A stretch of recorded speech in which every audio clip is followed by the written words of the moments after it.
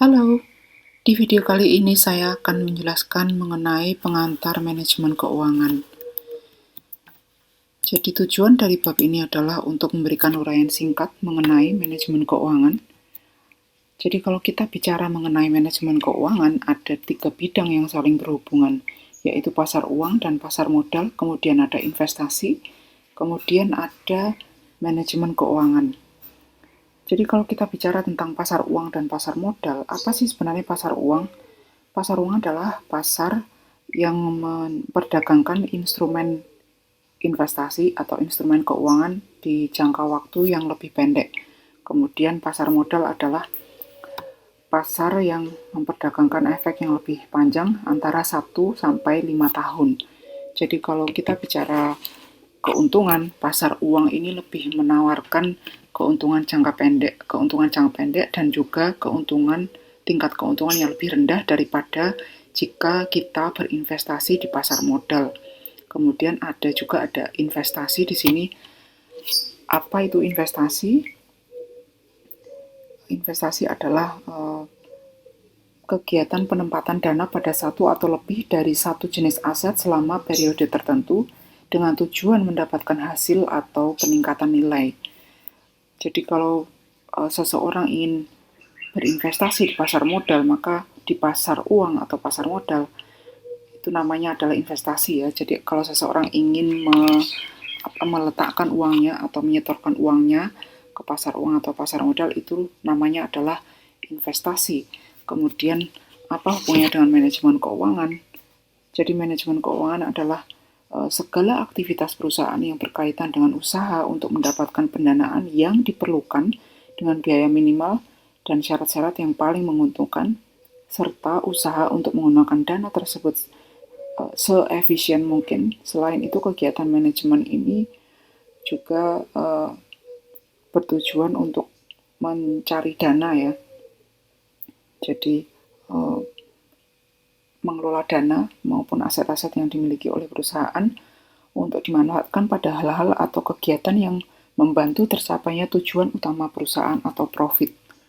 Jadi ketiga bidang ini tidak bisa dipisahkan atau dia berkaitan satu sama lain. Kemudian selanjutnya adalah kecenderungan penting dewasa ini. Pada saat ini ada globalisasi bisnis dan juga penggunaan komputer serta teknologi informasi. Jadi globalisasi bisnis ini maksudnya adalah jika seseorang itu atau suatu perusahaan itu sudah tidak lagi memasarkan produknya atau memasarkan produknya. Jadi saya ulangi bahwa globalisasi bisnis ini berkaitan dengan perusahaan yang dia melintasi batas atau memasarkan produknya tidak hanya di dalam negeri tapi juga di luar negeri. Jadi kaitan dengan globalisasi bisnis ini adalah penggunaan komputer dan teknologi informasi yang sangat canggih saat ini. Jadi misalnya contoh atau ilustrasi sederhana adalah Shopee.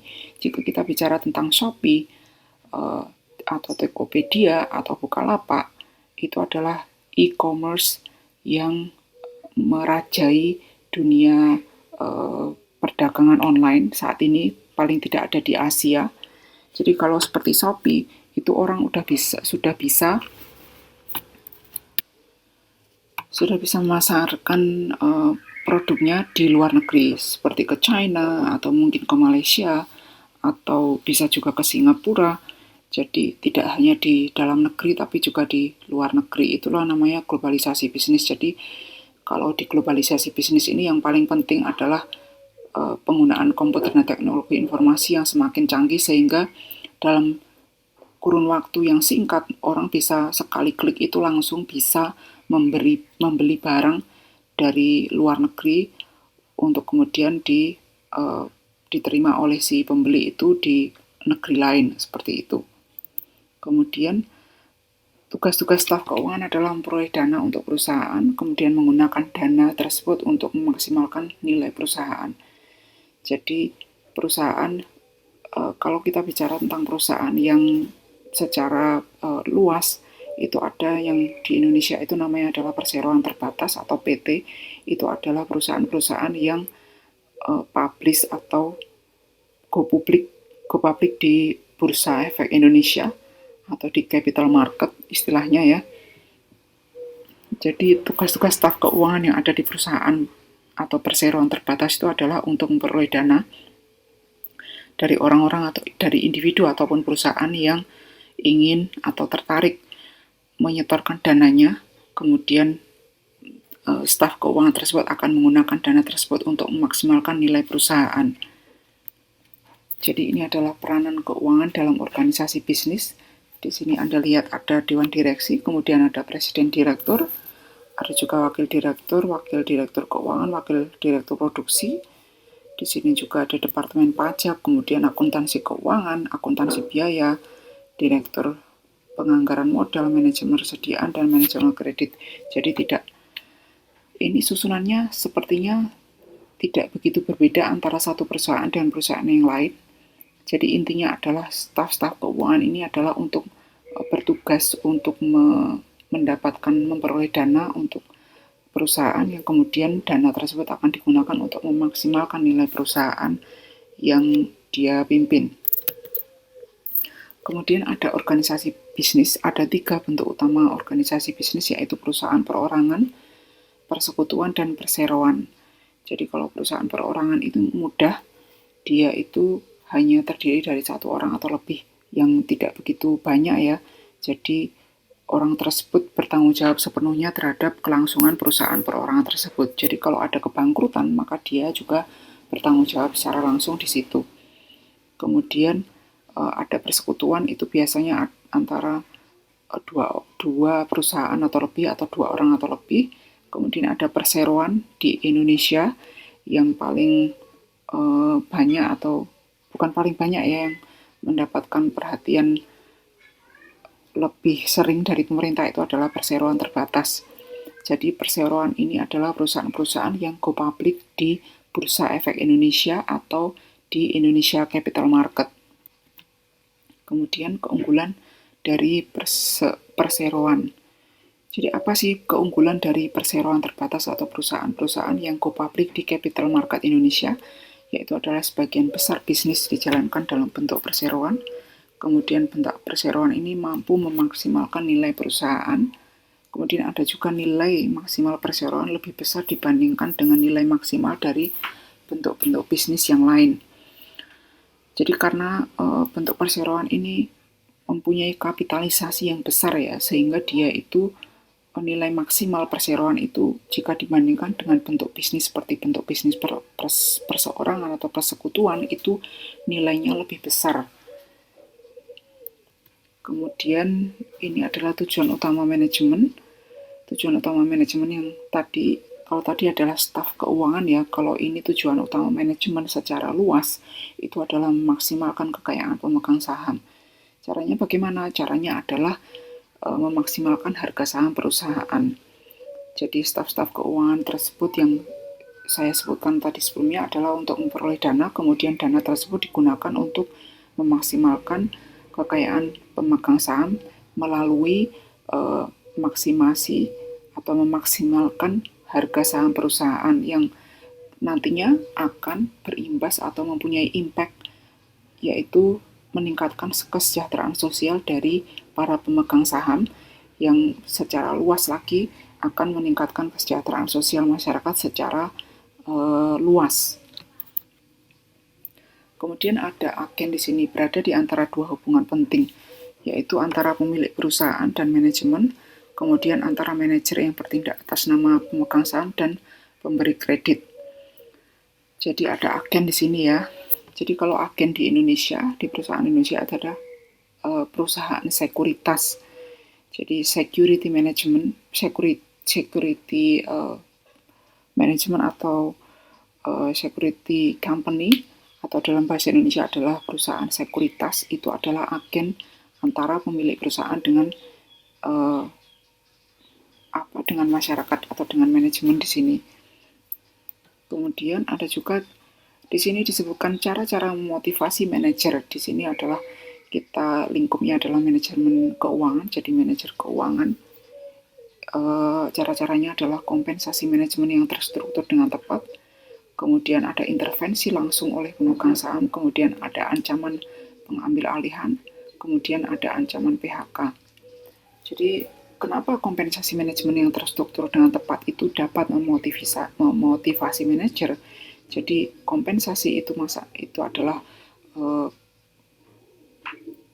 di samping atau di luar dari gaji pokok, sehingga jika kompensasi manajemen misalnya dia mempunyai pencapaian yang bagus dalam memobilisasi atau membesarkan atau memaksimalkan kapitalisasi manajemen, maka dia akan mendapatkan kompensasi dari atasan. Jika kompensasi manajemen ini terstruktur dan tepat, maka dia akan memotivasi lagi manajer untuk memaksimalkan kinerjanya atau performanya. Kemudian ada intervensi langsung oleh pemegang saham.